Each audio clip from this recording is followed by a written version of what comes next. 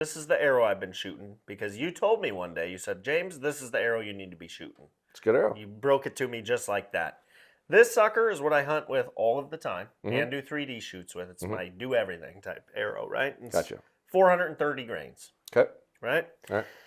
I'm going hunting in Africa, and they suggested that I bump that up to like 500 to 550 range. Okay. So what I'm wondering is how can I get an arrow into that weight without having to change my rest or D-loop or anything like that? Like kind of plug and play, Sure. but an extra 100 grains, let's say. Well, in an ideal scenario, one, we're going to confirm what these weigh. You had said to me the other day you were going to up your field point weight by 25 grains. Yeah, so I'm going to be running, normally I run the Beast 100 grain broadheads, but I'm going to be jumping up to the Beast 125s because I knew that would get us an extra 25 grains. So if we run the stock insert and don't change that, which I personally would recommend changing it because it's a steel insert, it's a good system. If you don't want to spend more money, don't, but I would upgrade to a titanium. It's just harder to bend and it's a little more shoulder depth and a little more connection inside. So hitting something hard because you're talking about bigger, harder animals typically, that might be a little more relevant, but that's up to you to decide. But right now we have a 427 grain arrow.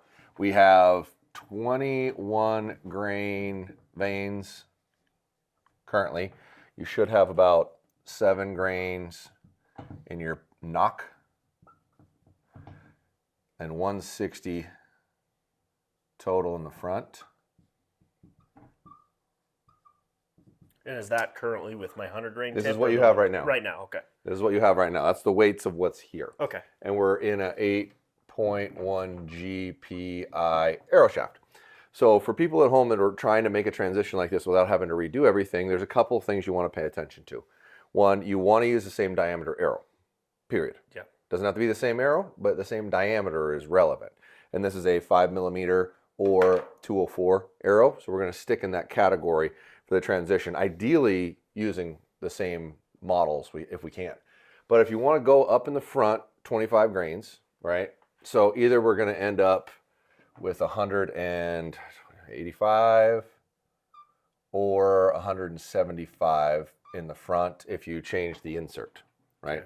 So we're going to add one of those to this to figure out the difference in remainder. Are we happy with the veins? Are we happy with the knock? Do you want to change any of that too? Or do you want to run what you got? I mean, for me, it's just about getting to the weight. I don't really care all that much about the veins or the knock. Like, I think for me, it's like, I don't notice a huge difference. So whatever is going to work best to hit the goal weight, I'm cool with. Okay, well, there's a couple of easy ways to get at this too. So if our goal weight's 500, right? Okay. So we need to pick up 73? Yep. Yeah. We need to pick up 73 grains is what we're looking for. If you're going to go up in tip weight, we might want to consider a stiffer arrow. Maybe. Are you changing your weight at all on your bow, or is it all just running the same? I'm going to run the same bow, but I'm going to flip it to performance. So I'll be gaining whatever that is, 8 feet a second. So it wouldn't be horrible if we went up in spine category if we do that, because as you get more aggressive in a draw force curve, a stiffer arrow will always respond better. So it's not a bad thing to do, especially if we're trying to add some weight.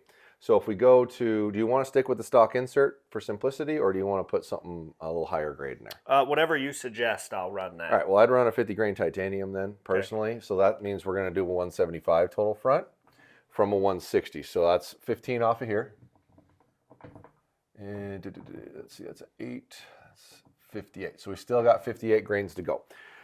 You shoot a lighted knock. Do you care to shoot a lighted knock? No, I'm not going to. Okay, so you could either shoot a heavier vein and or a wrap to add some more weight there if you want. It's not usually my preference. I'd rather see a stiffer arrow, possibly even more a stiffer arrow and more weight in the front on top of that, where you'd like thread in another 25 grain insert behind the 50 grain titanium.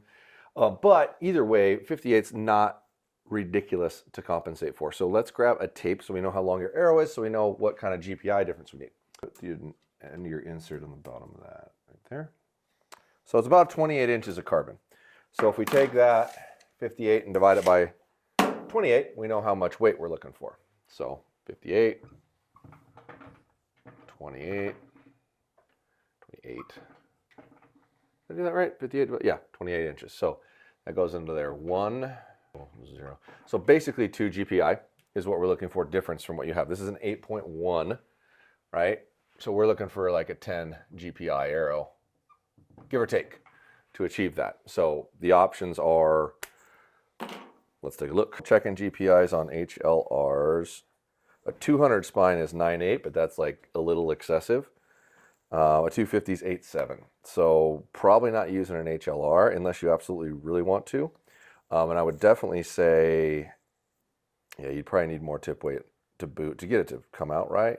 So let's see what other options we have in here. And you can never have too much tip weight. You know what I'm saying? True. I think this is the home run right here. Okay. A regular RIP 250. RIP 250 is 9.9 GPI. That is exactly where you want to be physical weight wise. You'll be right at 500 grains. Okay. And it's not a ridiculously expensive arrow. It's not woven. It's standard layered, but they're very durable. And they made 250s like a year or two ago, when they first started making the stiffer ones. And they do come with this like the same steel insert too. So if you want to, it's not like you're giving that up. Right. I would, like I said, I would obviously still put a titanium in it, but that's totally up to you. But that's what I would build, because that falls right in the same diameter. It's one spine category heavier, which would be ideal since you are putting a little more weight in the front and you're switching over to performance. So that would be the best thing I think you could possibly build. Okay, and the main reason why you say this RIP 250 would be better than the RIP SS is just simply because the 10.7 and the 9.9, This is going to be lines up better? Yeah, this is going to be a 520, 530 grain arrow. Okay. This is going to be 490 to 500. Okay, got right it. here, depending on exact lengths of Exact cut. build. Okay. Right? Yeah, so that's going to put you in the heavy requirement without having to go any heavier. Okay, and I obviously the HLR has like the cool weave look, and you're saying that doesn't have that, but there's nothing functional there really, is there? No, so the weave is for recovery. So at least that's the premise. It's supposed to be more durable, and it's supposed to increase recovery. I.e., when you fire your arrow and something odd happens, it vibrates out quicker. Comes back to square quicker. Okay. So that's really the only difference. And I mean, Easton would argue that that's not the case at all, that it doesn't help, but that's also a company that doesn't make one, so there might be a reason why they'd be trying to make that argument. I've seen it work better personally. I think it recovers a little better, but you're also going up to a stiffer arrow. So if the equivalent option is a woven arrow at the consistent spine you're already using versus a stiffer arrow with lateral construction, a stiffer arrow recovers faster too. Yeah. So you're probably gaining the same thing. Right. And then here we're around, like, for elites, like $160 or something like that. These are in the 2-somethings. So it's actually more of a price. So 160 for 12? 160 for 12 shafts that are 12. 1,000. Yeah, I mean, because I've always been a price point guy, so to me that's cool to know. Yeah. You know, and if someone wanted this arrow built more like this, what I'm using for North American hunting in 3D, could someone build the RIP more light like this if they wanted? Yeah, just don't get a 250. Okay. Yeah, a 300 is a little heavier than this, but not a lot. Okay. It's really not. There's a big jump in that arrow when you go from a 300 to a 250. The arrow's way heavier. Cool. Well, I feel good to go in Africa. I think that'll be a great setup. It's what the outfitter asked. You wouldn't happen to know like a shop I could go buy these at, would you? Do you have a good shop you recommend? Yeah, right down there. We can go hook you up. The green roof? Yeah, the green roof right there. Okay. All right. Yeah. Okay. Handy. Well, I appreciate the help, Yeah, buddy. dude. It'll be good, and hopefully I get to run it through a We'll slam some black African animals. wildebeest or something. That would be cool. So, that would be cool. but yeah, we'll get her dialed, and I'm a little bit closer to my buddy Troy and what he asked me to shoot. So we're inching that way. Oh boy. Anyway, like and subscribe, drop a comment, let me know if our arrow build is trash, and we'll see you in the next one.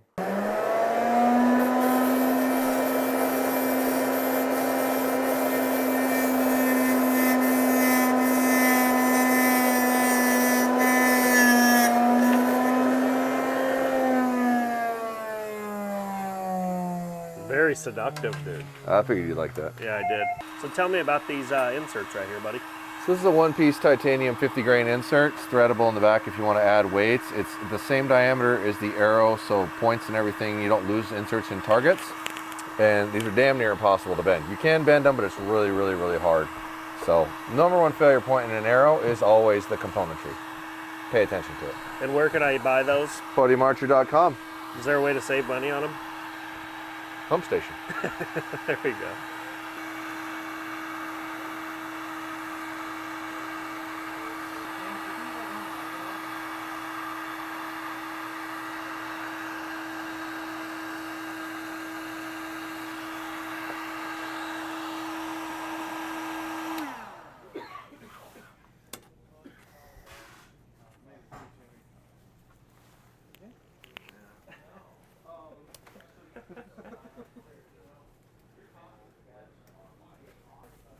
Now let's put some fletchings on it. Let's do it. Now, what veins do you like that you wanna, Honestly, you wanna see Blazer's a pretty good vein. Okay. I like the AAE Hybrid HP. I do a ton of DCA Super Savers, but they're not nearly as common. A little harder to find. So you think probably just for me run the Blazer because they're kind of It's what you're used to. I don't think there's anything wrong with that. Okay, Just keep running that. let's do it. What's this little jig here? It looks pretty trick. It's an OMP Phoenix jig. These are actually really hard to find. They haven't got up to their full capacity yet, so we've managed to get a lot of them over the last year or so, but they're still really hard to find. So is there any like keys to like making fletches or veins stick well? Yeah, making sure the base of the vein is fully touching the arrow, like fully touching. If you don't get good contact, it'll never stick. And right now, it's a little off. So you move the left and right to get it to where it lines up nice and even on the arrow, and then push it down on it. Make sure it's touching the whole way. That looks good. Screw it back down. I like to use a primer pen. Okay. And just clean the vein off.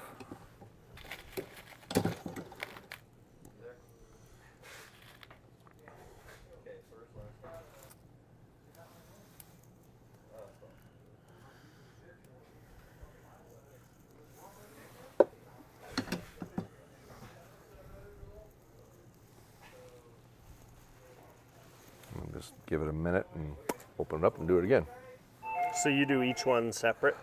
This jig is a singular, yeah. Does one at a time. The true helical jigs from Arizona Rim do a nice 3 at a time, but it's a lot of helical and it's usually more than most people want. Yeah, what do you suggest for like helicoil or offset? Like for I me, like what do you say? I like left helical because that's the way your arrow's going to turn when it goes out of the bow on most configurations. So if your arrow's already trying to turn left when it leaves the bow, why wouldn't you just let it go left?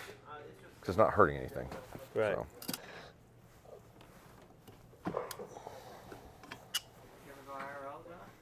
Oh God!